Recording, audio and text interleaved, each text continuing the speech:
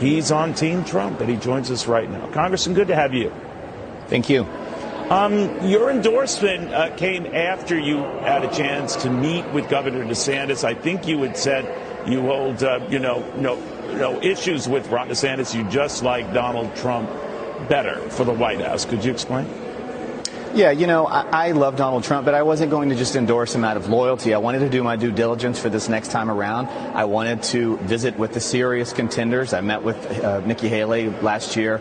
I met yesterday with Ron DeSantis. He visited with me and other members as long as we wanted to visit with him, and then he addressed the whole group. And, I was listening, and I'm thinking, this governor has done a great job down in Florida. I would differ with Ken Cuccinelli's assessment. I'd say the best governor in the nation is Governor Greg Abbott in Texas, but we won't split hairs. As I left, I thought, there's no reason to keep waiting to get on board with who I think is the next winner and our next president. And that gentleman is Donald J. Trump. I believe he is a winner. I believe he will take back the White House. He is our best chance to win next year. And I think he's also a proven fighter and a proven leader and who we need to lead us in this fight to retake our republic. All right, it is early, to your point, and there could be another half dozen folks who are entertaining White House runs to make it official themselves. Do you feel you're committing yourself too early? What do you think? I don't think there are any more serious contenders that will be jumping in this race other than perhaps Ron DeSantis. I also think, he's focused on issues in Florida, and that's great. I'm not going to criticize him, but I think he's new as governor. He's done a great job through the COVID waters that he steered them through, but I think he's got a lot more to do for the people of Florida. He should stay put, and his time is not now. I think Donald Trump has the operation in place. He's also got the advantage of being a former president.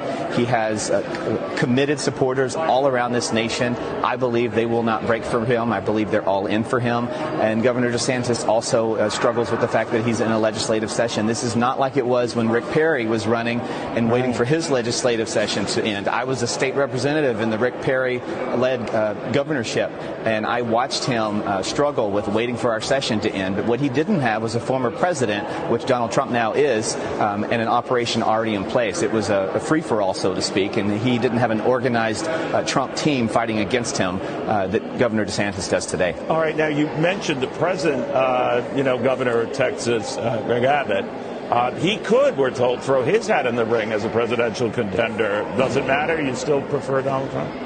I don't believe he'll do that. I believe he'll support Donald Trump for president. I believe all prominent Texans are seeing the light. They are realizing that the Trump train has not just left the station and it has not returned to the station, and it is moving along forcefully. We want to retake this nation. We believe in Donald Trump. We believe he's a fighter, and I believe the American people know he's a fighter, and I believe Democrats are terrified of him being back in the White House, and I hope they are, and I'm looking forward to that day, and I believe it will be a great day. But until then, we've got to get him nominated. We've got to get him across the finish line, and I believe the American people are all going to rally around him, and I'm really excited to be a part of his team. Some of your Republican colleagues, not all of them agree with that. They're impressed with what Donald Trump did when he was president, but there's been a lot of baggage since, a lot of controversy since, and now as, an indicted former president, whatever you want to say about Alvin Bragg and whether that was a fair use or an abuse of prosecutorial power, there could be more indictments to come, and that he would be a wounded nominee if he were a nominee.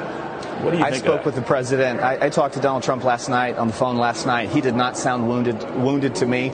He is very eager to get into the arena. He can take a slap to the face or a punch or whatever it is you want to call it, and he keeps on going. I believe the American people know these indictments are bogus. I spent my Monday in Manhattan with the people of Manhattan in the House Judiciary hearing, and the people there are frustrated with D.A. Bragg. They don't have any belief that anything he does is credible, whether it's taking crime off the streets or prosecuting political opponents. So I'm not worried about that. I'm not worried about the finesse of Donald Trump, and I am very confident that the American people are seeing through these witch hunts. All right. Still early. To your point, Congressman, we'll see how it goes. Lance Gooden, the Texas Republican, sits on the House Judiciary Committee, and others. In the meantime,